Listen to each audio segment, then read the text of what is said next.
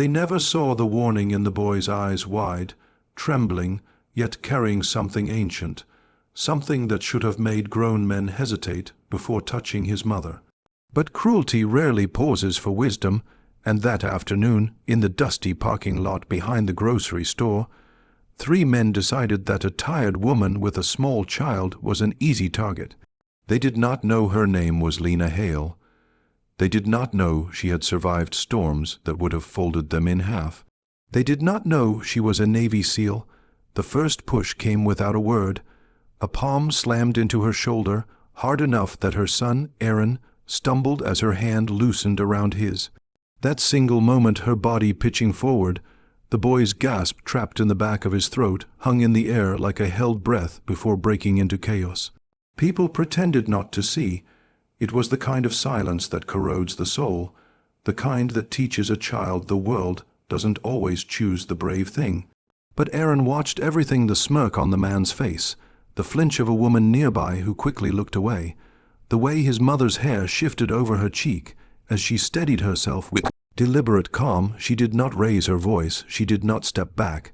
She simply looked at the man who had shoved her, a slow, unblinking study that made something cold uncoil in his chest. But bravado is a stubborn shield for the insecure, and instead of stepping away, he stepped closer. "Watch where you're going," he muttered, loud enough for his friends to hear, soft enough to pretend it wasn't a threat. Aaron felt his mother's hand tighten around his with a reassurance that felt impossibly steady. She whispered nothing, yet he understood. "You're safe." "I am here, but safety is not always immediate." The man's friend laughed, a sharp, ugly sound that scraped at the edges of Aaron's fear. He nudged the first man, emboldening him, and in that brief exchange they revealed themselves, men who mistook quiet for weakness, men who needed an audience to feel powerful. Lena's silence frustrated them. It always frustrated men like that. The second hit came faster, a forearm shoved against her back as she turned, a gesture meant to humiliate more than harm. Her knees bent slightly with the impact, but she didn't fall. She didn't even sway. Aaron watched as her fingers pressed gently against his small shoulder, guiding him behind her, not out of fear, but out of precision. Inside her chest, something old stirred, not anger, not panic. It was discipline, tempered in the kind of training that demands a person become both storm and stillness. Her heartbeat didn't quicken, her breath didn't hitch. She simply assessed distance, angles, escape routes, witnesses, potential escalation. The third man noticed nothing of this. He stepped forward with the swagger of someone who had never questioned his own strength. He reached for her arm, and that single reach shifted the entire world. For Aaron, time collapsed into a single thread: his mother's stillness, the scratched concrete beneath their feet, the faint smell of oil from the shop nearby, the trembling in his knees he tried to hide because he knew she didn't like him to be afraid. For Lena, the world expanded. She tracked the angle of his wrist, the direction of his weight, the proximity of his balance point. She measured it all without thought, the way a musician plays a melody learned before memory began. But she did not strike. Not yet. She waited, because violence chosen too early solves only the wrong problems. She waited for the moment when protecting her son required more than silence. That moment arrived when the man's fingers gripped her arm, tight enough to leave a mark. Aaron saw her expression change, not into rage, not into fear, but into something calm and inevitable, like the quiet just before a tide turns. And for the first time, the men felt a flicker of unease in the gap between one breath and the next. They had touched a mother. They had touched the wrong mother. The moment his fingers dug into her arm, the air shifted. Subtle, almost imperceptible, the way the air changes before a storm breaks. The men didn't notice it, but Aaron did. Children sense danger differently. His mother's stillness was no longer the quiet of restraint. It was the quiet of someone calculating inevitability. Lena lifted her gaze, meeting the grip of the man not with defiance, but with an unsettling gentleness. It was the kind of look that belonged to someone who understood exactly how this would end. Someone who had already accepted the responsibility of ending it cleanly, efficiently, and without hesitation. The men took her silence as submission, a mistake. The third man tightened his grip, his thumb pressing into the soft tissue below her elbow. "You should apologize," he said, feeling pleased with the sound of his own authority. But Lena's thoughts were elsewhere, on the tremble in Aaron's breath behind her, on the people watching from the shadows of their comfort, on the way fear could imprint itself on a child's memory in a single moment, an echo through adulthood. She refused to let this moment scar him. She refused to let fear become a story he carried into the future. The man tugged her again, harder, and something inside her, something trained, disciplined, sharpened through cold oceans, sleepless nights, and years of learning how to neutralize threats without hesitation, clicked into place. It happened so fast that Aaron didn't fully understand what he saw. One heartbeat, the man was gripping his mother's arm. The next heartbeat, he was on the ground, his breath trapped in his throat, confusion clouding his eyes as pain blossomed across his shoulder. Lena had moved with a grace that didn't belong in a parking lot. It belonged in a battlefield. The other men froze, not because they understood what had happened, but because the ease with which she'd done it cracked their illusion of power. She had barely shifted her feet, she had barely changed expression, yet one of them was on the ground, stunned and gasping. The second man stepped forward instinctively, chest puffed, more out of pride than instinct. "What the—" He didn't finish.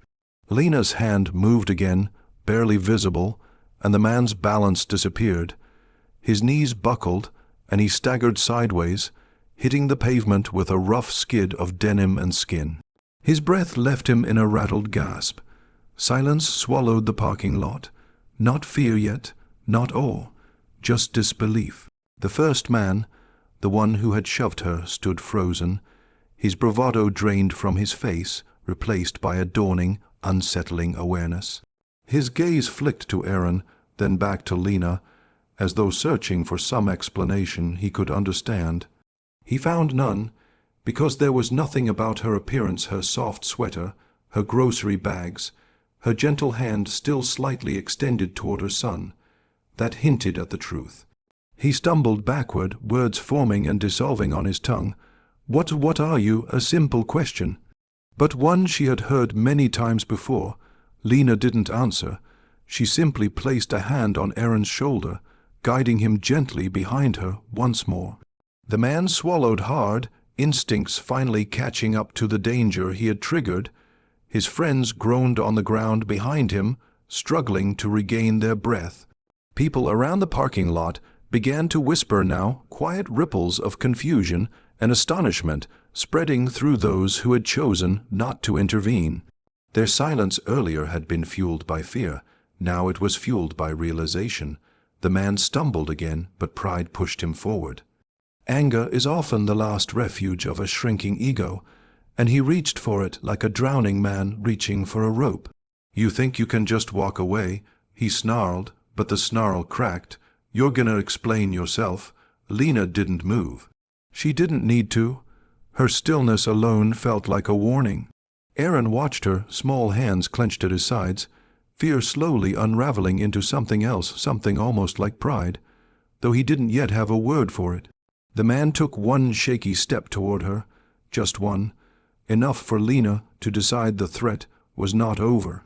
Her eyes narrowed not with hostility, but with absolute clarity, the kind of clarity that only someone who had spent years protecting lives could possess. He had crossed the final line, and he had no idea what that meant. The man's final step rang louder in Lena's mind than his earlier shove. It wasn't the sound of a shoe scraping concrete, it was the sound of a choice, his choice, to continue what should have ended.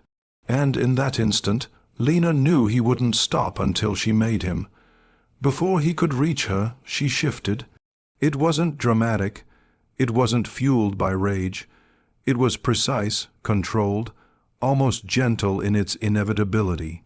Her hand caught his wrist, not to hurt him, but to redirect the momentum of his own reckless lunge. His eyes widened as his balance evaporated under him. A heartbeat later, his back struck the ground with a blunt, breathless thud. The sound echoed across the parking lot like a verdict. This time, no one pretended they hadn't seen. The shoppers, who had once hidden behind lowered gazes, now stared openly, their expressions caught between shock and uneasy admiration. They watched the man's chest rise and fall in rapid, panicked breaths. They watched the other two men struggling to sit upright, their confidence shattered and scattered like glass on the pavement. Aaron's small hand clung to the hem of his mother's sweater. His fear had softened into something deeper, quiet awe tangled with a sense of revelation. He had always known his mother was strong. He had always known she carried a certain heaviness in her eyes, the kind that belonged to people who had lived through storms. But he had never seen this, the side of her she kept tightly sealed away from the world. The man on the ground tried to rise. His elbows shook, his breath hitched. Pride made him glare, but fear softened every edge of it. "You're crazy," he spat, the words breaking at the ends. What kind of mother does that in front of her kid? Lena didn't answer. She simply looked at him, an expression stripped of anger, stripped even of judgment. It was the look of someone who had witnessed real violence, the kind that left people unrecognizable. Compared to that, this moment was small, a pebble beside an ocean, and yet within her silence lay something heavier, the reminder that protection was not cruelty. It was duty, and she had lived most of her life understanding that duty intimately. One of the men finally found his voice, breathless and trembling. "She's military," he rasped to his friends, though guessing barely scratched the truth. "Has to be. Nobody moves like that." Lena didn't correct him. Panic rippled through them, not because they understood her background, but because they sensed how little their arrogance had prepared them. They had mistaken a calm woman for an easy target. They had mistaken motherhood for weakness, a grave miscalculation. Aaron felt his mother's hand settle gently on his shoulder again, grounding him, anchoring him to safety. He pressed into her side, drawing comfort from a presence he had always trusted but never fully comprehended. The man nearest him stared at Lena with new, unwilling respect. We didn't know," he managed, rubbing the back of his neck. You could have broken something." She blinked, her expression unreadable, and yet, she murmured, her voice soft, "Here you are." Her calmness shook them more than any act of force. It exposed the truth they had tried to bury, that their violence had never been about strength. It had been about dominance, and dominance evaporates the moment real strength enters the room. A woman stepped forward from the small crowd that had formed, clutching her purse to her chest. She looked older, worn by life, but her eyes held a determination she had summoned too late. "Ma'am," she said hesitantly, do you need help?" Lena shook her head gently, offering her a small, grateful nod. It was the first moment in the entire confrontation where kindness had pierced the tension. That was self-defense. The woman added, louder this time, as though speaking the truth aloud might absolve the crowd of their earlier silence. Lena didn't reply. The only thing that mattered now was her son. She guided Aaron toward their car, her hand steady and warm. He followed without a word, but his small voice began to shake with questions he didn't know how to shape. The men stayed on the pavement, their pride scattered in pieces they couldn't gather. But before Lena opened her car door, one of them found the courage to speak again, not with anger, but with an almost childlike dread. Who are you?" This time she paused. Aaron looked up at her, curiosity flickering in his eyes. He knew she rarely spoke of her past, of the years she carried like shadows stitched into her bones. He wondered if she would finally tell him. Lena exhaled slowly, the breath of someone tired of hiding but unwilling to boast. "I'm a mother," she said quietly, "and I'm trained to protect." She didn't elaborate. She didn't need to. But the weight of her words lingered long after she closed the car door, long after they drove away, long after the men realized they had underestimated someone whose strength had been forged in places far harsher than any parking lot. The road ahead unfurled in a quiet stretch of gray, the kind of road that let a mother gather her breath and a child gather his courage. Aaron sat in the back seat, small fingers twisting at the loose thread on his sleeve. The tremble in his hands had faded, but questions still shifted through him like soft tremors beneath the surface. Lena drove in steady silence, the kind of silence that wasn't empty but protective. Her eyes stayed forward, yet she saw him in every reflection on the windshield, in every rise and fall of his breath. She knew this day would linger in his memory far longer than any bruise on her arm. When they reached a quieter street, Aaron finally spoke, his voice barely above a whisper. "Mom, how did you do that? They were bigger than you." Lena didn't answer immediately. Her hands stayed steady on the wheel, but her heart ached at the weight behind his question. He wasn't asking about techniques.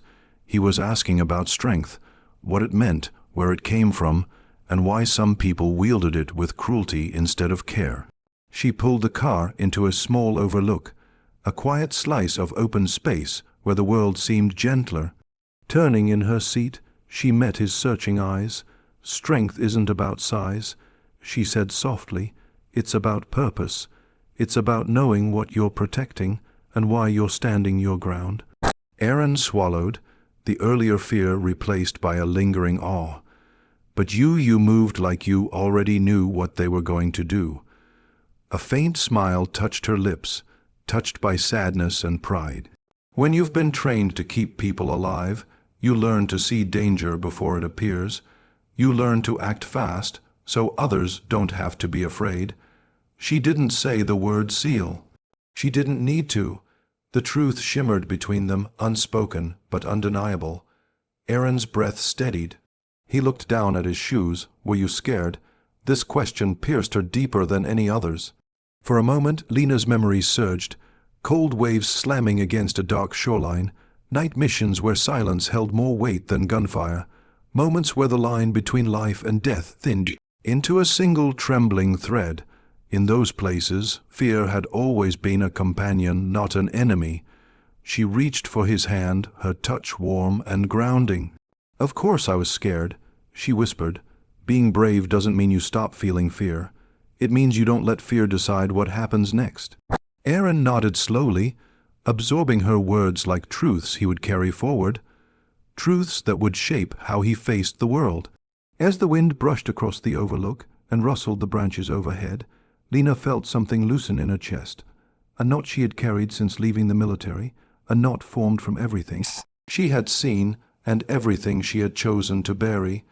Today, it had unraveled not because she fought, but because she had finally allowed her son to glimpse the part of her she had always hidden. Driving home, the world felt different. Not safer, Lena knew better than to believe that, but clearer. Sharper, the kind of clarity that comes after truth is spoken, even in fragments. Back in the parking lot they had left behind, the three men remained in uneasy silence. None of them spoke of retaliation. None of them filled their shame with excuses. Their arrogance had cracked into something more fragile, reflection. One of them replayed the moment she had moved, realizing with a sick churn that she could have done far worse.